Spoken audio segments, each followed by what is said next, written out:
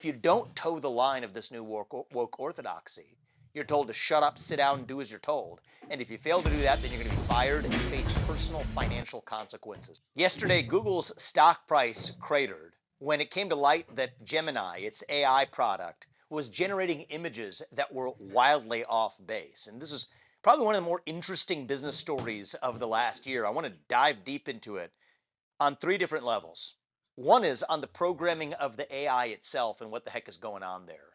Second is the programming of the incentives of Google's own employees. And third is the programming of the incentives of the corporations and their top management themselves. And I'll tell you what I mean, because all three are critical to understand what's really going on here. Let's talk about the AI itself. Here's what happened. When you went into Gemini and asked, show me some images of our founding fathers, a curious result kept popping up. The founding fathers weren't white, they were black, which there's nothing wrong with being black or white, of course, but one is factually correct and one isn't.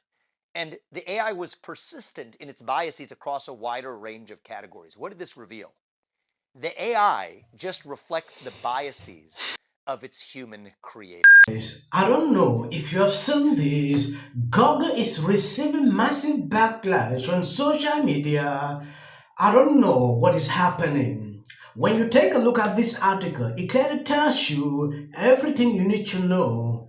Few days ago, Google allowed people to generate human images, and a question surfaced like generate images about the founding fathers.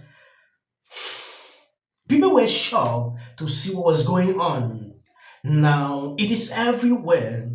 I saw this. It is important. We take an exclusive look into what is going on exactly. We did a video giving a full analysis on what is happening. I think it is good. I will play this video so you can see exactly what is happening. But before I do, if you have not subscribed to this channel, please endeavor to do that. It will do you no harm if you share out this video. It creates new content that even the human beings didn't directly create using a computer. That's what makes AI different from prior forms of human operated technology. But that AI, still in its very DNA, almost the way that it thinks, is programmed by the very biases that its creators infuse into it. Now, what you've learned then is that the biases infused into that AI are none other than the cultural orthodoxy that pervades the rest of Silicon Valley, of the modern woke orthodoxy, taught to apologize for our nation's founding, systemic racism, starting in 1619, not 1776. You've heard the whole nine yards. But now that woke bias isn't just something reserved for a DEI training session in the HR department, but is reflected in the very content that the engineers themselves are creating, the very algorithms they're writing that are programming the AI that'll write the history books of the future. Now, how were those employees themselves programmed to behave that way? That's by a set of incentives created around. Yes, when you take a look at this article to actually understand what happened with Google, Google stock fall as Gemini chatbot generate criticism. Share in Google parent Alphabet fell below the key 50-day moving average on Monday as the internet giant grabbed with the fallout from criticism of the Gemini artificial intelligence system. Google stock is about break even in 2024 with Monday retreat. Is that if you don't toe the line of this new woke orthodoxy, you're told to shut up, sit down, and do as you're told. And if you fail to do that, then you're going to be fired and face personal financial consequences and reputational consequences as a result. Well, that stops the culture of actual open debate that allows us to create better products in the first place.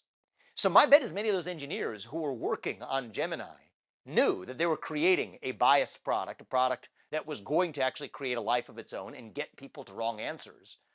But they were afraid to say anything about it because they had already been programmed by the incentives that Google had created in its corporate environment, signaling that if you did speak up about that mistake in the product, and it was a mistake, that you would face the same fate that James Damore did. So that's the second layer of programming with incentives. But there's a third and higher layer of programming using capital itself that causes companies across corporate America to behave the way that they are. It's not just Google. Look at what Anheuser-Busch did with its disastrous marketing campaign, pushing this transgenderism agenda, catering to a fringe minority, but that caused its own stock price to crater, not just as a one-time event, But Anheuser-Busch really hasn't recovered since the disaster of that Dylan Mulvaney experiment and the transgender ideology that they tried to push.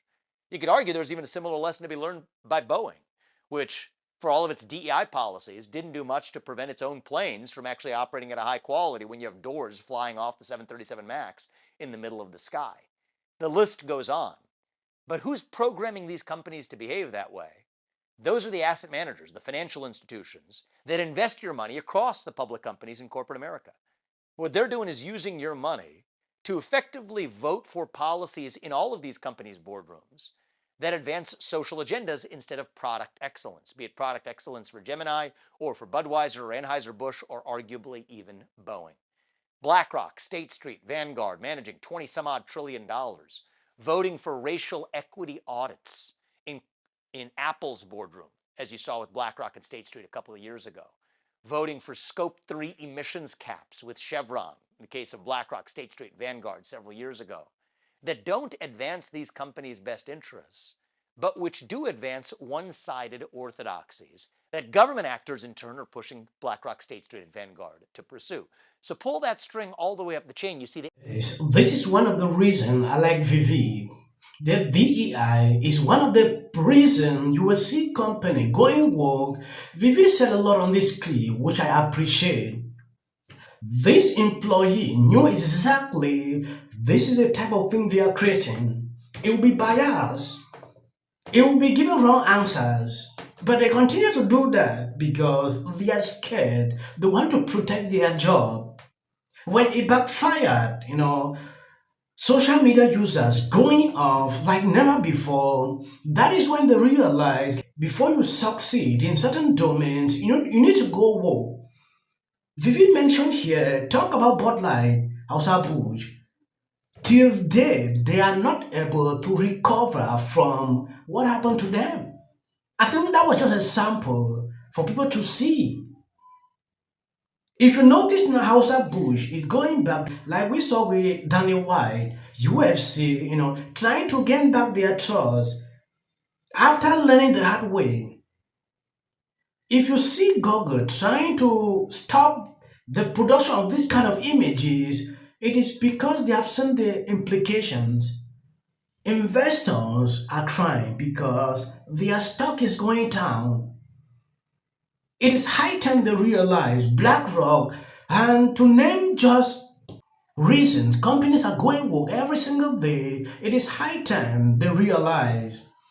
The way the people are reacting to this, it is a clear sign to Google that it's not like you used to do before. If you don't do right things now, people will criticize you and you will lose money. Generative AI has emerged as a battleground for Google versus Microsoft, Facebook, parent Meta platforms, and others. Google last week stopped allowing users of its Gemini chatbot technology to generate images of humans. The move came after Gemini users produced pictures of black founding fathers in American history as well as other immigrants. Google admitted to issues with inaccuracy in some historical depictions. Also, Google didn't say for how long it will be suspending the ability to generate human images. Google is battling OpenAI, whose biggest investor is Microsoft, to develop the best training models for AI systems. Generative AI can create text, images, sound, and video. Large language models understand the way that humans write and speak. They allow users to interact with AI systems without the need to understand or write algorithms. In every way we can, because we know that Russia must win this war. That Ukraine must win this war. Ukraine will join NATO. Truckers, long-haul truckers specifically. Hell yeah, truckers. Truckers, do you actually think you're irreplaceable? Like, this is capitalist America. You won't do it. Maybe even an immigrant. Legal immigration are okay. And divided by class. Are you sure? Watch it. Water there. I hate my job.